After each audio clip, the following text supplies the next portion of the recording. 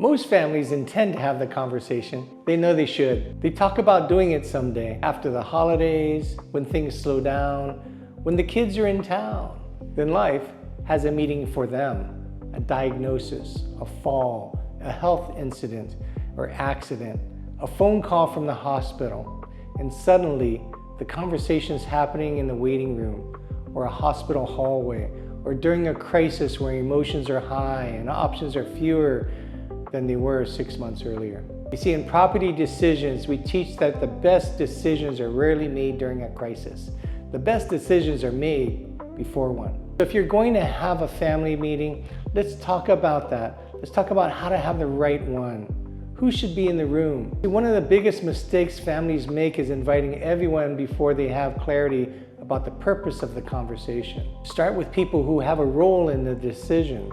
That may be the parents, adult children, maybe a trustee or a successor trustee, could be an executor, could be a financial advisor, maybe a CPA, maybe an attorney, or maybe a real estate planner.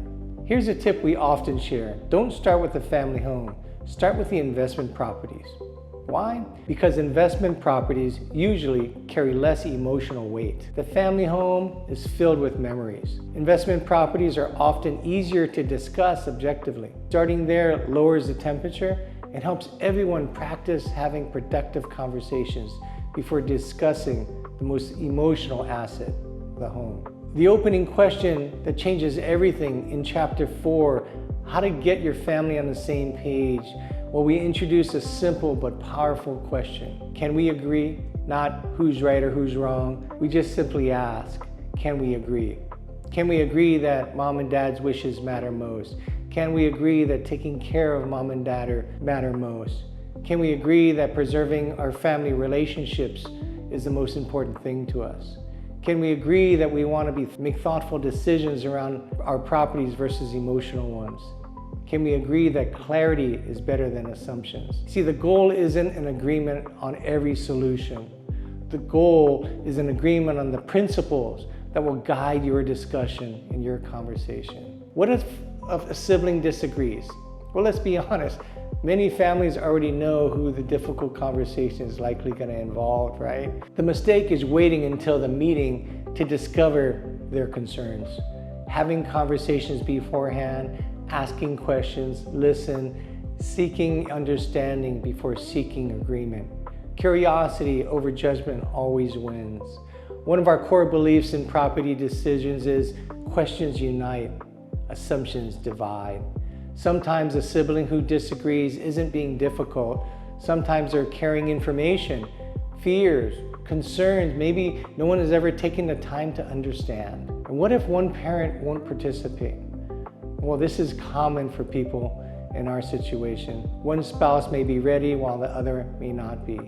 Often the resistance isn't about the property, it's about fear of aging, about fear of losing independence. It's about fear of losing control. See, that's why we encourage families to stop talking about the house and start talking about quality of life. What's best for mom and dad? So ask, what do you want life to look like over the next 10 years? What would help you feel secure? What would help you reduce stress? What would help you maintain independence? The conversation becomes much easier when it's about their goals instead of just your concerns.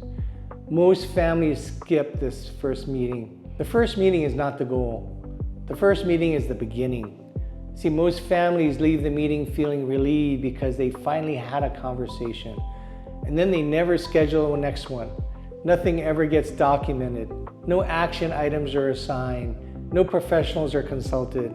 No follow-up occurs. See, a successful family meeting always ends with next steps. Who's going to be responsible for what? Who's going to follow up with what and by when? What's the date of that follow-up? Additional questions that you need to answer. Progress happens between the meetings, not during them. The real purpose of the family meeting is not to make decisions. The goal is to understand what decisions need to be made, who needs to be involved, what information is missing, what questions still need answers. See, when families approach conversation with curiosity instead of judgment, something powerful happens. stress decreases, clarity increases, relationships strengthen. The better decisions become possible, and that's what Property Decisions is all about. We're not about telling families what to do. What we do is we help ask them questions that lead them in the right direction for what matters most for their family. So download the Family Meeting Guide at free.danihara.com. Then schedule the conversation before life schedules it for you.